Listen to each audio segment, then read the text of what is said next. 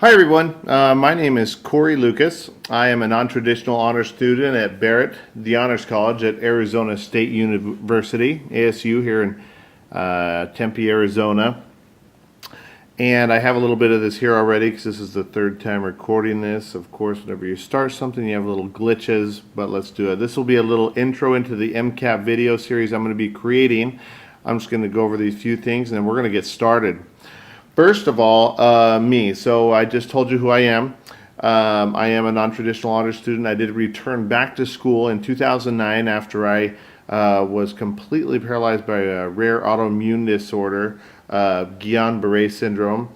For those of you that have already had your biology, which many of you probably have if you're looking at these videos, it is where the insulation or the myelin sheath on my nerves and my peripheral nervous system, thank goodness it wasn't my central, were, in my case, pretty much probably completely stripped off of the nerves. And so what that did is it left me completely paralyzed. I was in the hospital for many months, and it took me quite a long time to recuperate from that. But in doing so, I returned back to school.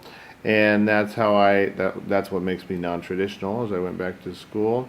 I'm getting a degree at the BIS in biochemistry and Spanish. And so that's kind of what I'm doing there in preparation to hopefully, possibly apply for med school. I'll be taking my MCAT next semester. Just so you know where I've come from, I've taken a Princeton review. I reviewed some Kaplan. I've read through some of the physics portion of the exam crackers. Great programs, all of them. Do as much as you can, everything you can. I'm doing this for a couple of reasons. And that is, one, it's selfishly. One, I need to get better at it. And I believe that by teaching something, you really can get to a point where you need to be. When you teach it, you get to where you really, really know it. And so that's one reason. Two, I'd like to help anyone else that might need help along the way. So, three, I just finishing up a awesome class by Jane Legacy, EDT 321, I believe. It's a technology class that reviews all the different amazing technologies and how we can integrate them and use them to better ourselves in our personal, professional, and school life. And so this is part of an honors project for that. So that's the other reason. So I'm very excited for that and hope it turns out well. Three, it's going to start off very basic, and as you know, it always does. That's the easiest way. If a video is something you already know, feel free to skip over it.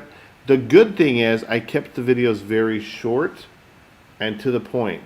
Originally, I was using Jing.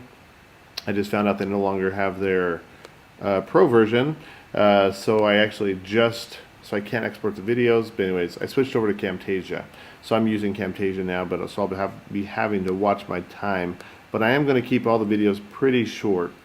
So it will be basic. That way, if you need to go back, do a search for the video you need, review it, and then do it. Which brings me to the next point. The time that you're spending should not be in the videos. The largest amount of time should be in you practicing and doing the moves to your big performance, your big MCAT. That's the most important. Sitting and watching someone perform gymnastics or dance or whatever isn't going to allow you to do that. It'll help you, you might know it, but when it comes time to perform, you won't be able to perform it. Your muscle memory, your mind, the concepts won't be there. The greatest amount of time you should be spending should be in practicing. Which brings me to the fifth one. Practice, practice, practice. It's impossible to practice too much.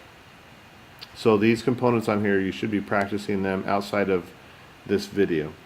So, other than that, that's the introduction, a little bit about me. If you want to know more, post some comments. I'll love feedback. Keep it clean. Don't get crazy. If you have questions, I'll love to respond to them, because I'll be studying for MCAT for this coming spring as well as you, and I hope that these tutorials will be helping you out.